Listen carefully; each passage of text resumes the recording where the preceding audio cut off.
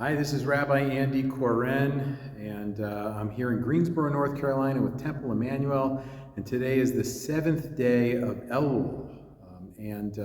This is the Pearls of Elul as we bring you a teaching each day in this month, and we're really leading up to the beginning of the new year, to Rosh Hashanah, the 10 days of awe, and to the Day of Atonement, Yom Kippur. And the story from the Hebrew Bible that I want to go to today, I'm almost sure, is one that is not very, very well known. It comes from the 7th chapter of the book of Joshua. There's a battle that's being fought, and that battle is lost. And Joshua and the leadership wonder what's happened. They found out that some of the spoils from the city of Jericho were taken, and they need to get to the bottom of what's taking place. You'll see this in Joshua chapter 7.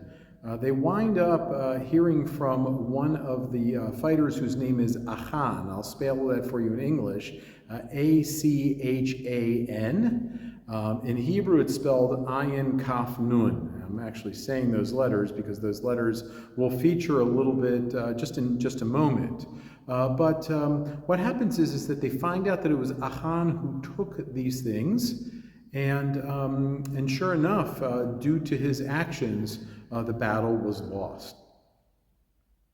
Well, Achan will wind up owning up to his mistake, to the problem that he created. It's not an easy story to read, Achan's story at this point.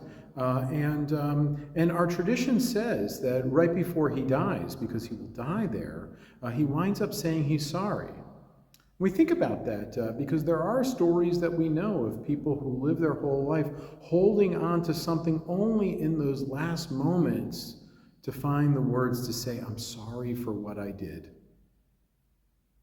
And what do we learn from that? Very often we learn from that is that we shouldn't wait until the last moments. There's a teaching that comes from the Jewish tradition that says you should repent right before you die.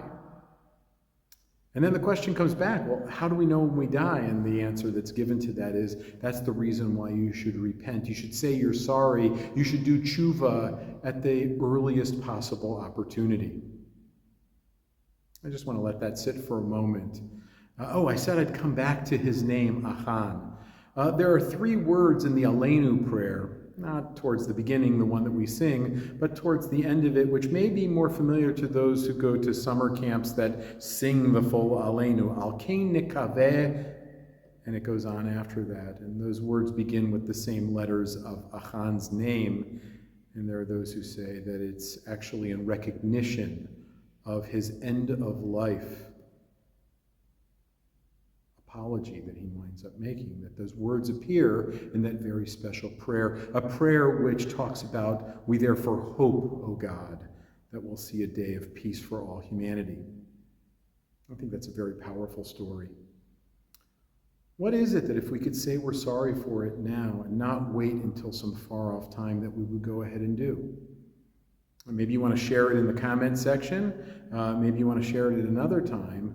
Maybe you just want to take that with you as we make our way towards Rosh Hashanah this year. But whatever it might be, I think we can learn from this story, the story that you can follow up by looking at the link in today's Pearls of Elul.